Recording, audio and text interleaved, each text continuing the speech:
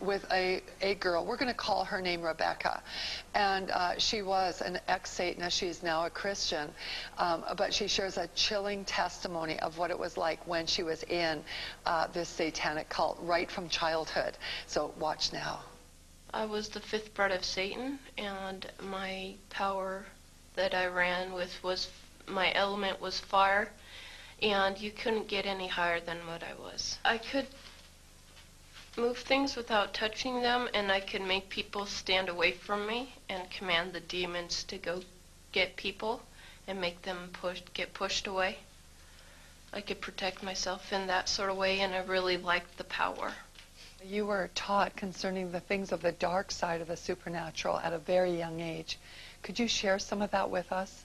I was really involved with the Satanic Church every day.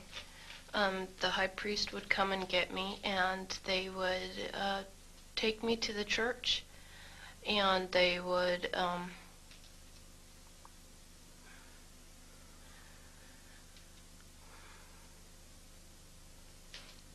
violate me, we'd have communion every day, and that consisted of blood and urine and semen and a black widow, and that was, yeah, an everyday part of my life. How did you feel about that? I felt really scared, but at the same time I liked the power that I had, that they taught, and I had inside of me, because everybody has gifts inside of them, and you can be influenced by the Holy Spirit or the familiar spirit, and I was totally influenced by the familiar spirit. I had Satanists around me, constantly following me. You saw many very ugly things, like animals get sacrificed, even humans, and other really terrible things. Did it ever occur to you that this was evil? No, because I was so brainwashed at the time, because when I was 4 years old, I was raped and molested by a high priest, and I knew nothing else of all that stuff, and I was just brainwashed with the Satanism and knowing that Satan was God and God was not real. Satan was God for me. And I thought, yeah, I was so numb to it, really. How did you view Christians back then? I hated them because they had no power. Like, I heard so many times that, you know, God was real and Jesus was so true, but I didn't see the power working throughout the church. In fact, I saw Satanists working also in the church, and Satanists tithe more than Christians do. One time I was sitting in a Benny Hinn conference, and I was being taught. I had two witches on either side of me teaching me how to put curses on Benny Hinn, and I saw a big light around him, and I didn't understand what I was seeing. I was seeing half men from the shoulders up, which were a representation of his angels at the time, because I think, yeah, that God was protecting me at the time, or to see all that stuff would freak me out. And he looked up in the right, I was in the right hand stage of the corner of the stage in the upper part, and he said, "You three witches, you two on the either side of me, you're going straight to hell. Turn to Jesus, or you're going to burn in hell, and I know what you're doing." And then he pointed to me, and he said, "You're going to get saved soon." And everybody started praying, and I felt like tingling all over my body, and I freaked out and screamed, and they had to escort me out of the stadium. It was weird. It was like I didn't understand why we were doing what we were doing, because he had a pure light around him, and like I said before, I saw colors, and he had a white light, like a bubble encased around him, and I didn't understand why we were putting curses on him, and they were like, it was so brainwashed, really. What is the primary goal or purpose of Satanism? Yeah, their purpose is to rule the world. What was your purpose? My purpose was to get all the power that I could and to get as high up as I could. You have explained to us that there was human sacrifice that went on inside of the Satanic Church and inside of Satanic ritual. Can you tell us how this was done?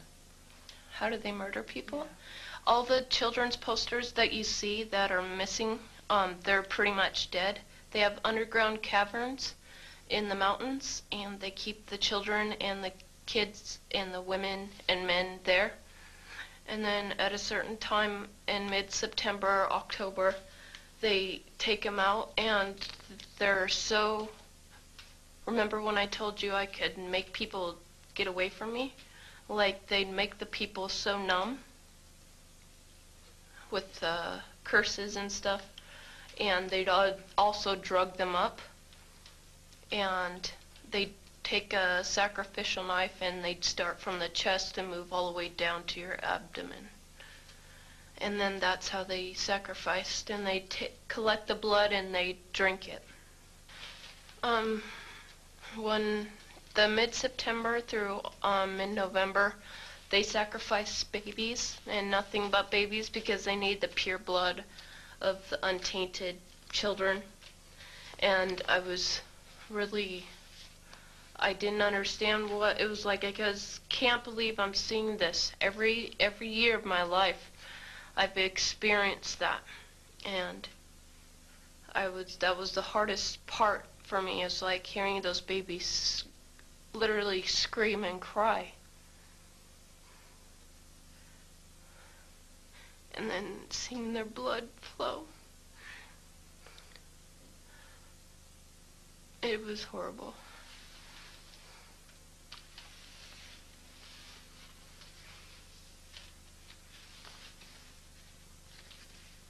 Rebecca, where did they get the babies? Yeah, they have mothers that are expecting, that they hold in the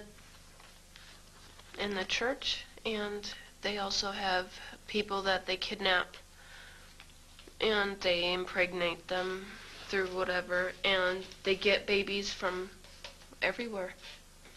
Why is it that no one knows this? Because there's Satanists in the police force and also in the government, the army. They're everywhere. They're even on the council of, the representatives of the United States also.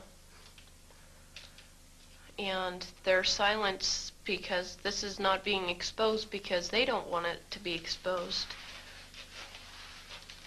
Because they're really good at lying and hiding things. Rebecca, what happens to the people that want to come out of Satanism? They get killed. They get followed. They get taken. They get sacrificed in front of the congregation of the Satanic Church. Why? Because they know too much information about the Satanists and who their names and places of where they keep the people underground, and they just know too much information. It's like being in a gang or in a mafia. You don't get out alive without consequences. Is this difficult for you to talk about? It's really difficult because, I feel really, really scared, because I don't know how to tell everybody that's out there that I came out, because I'm not sure if anybody's going to believe this, because it's so much like a fantasy. Yeah, warfare is real. We're born into a war. And you'd be very foolish not to understand that, because demons are real and people are influenced by bad spirits.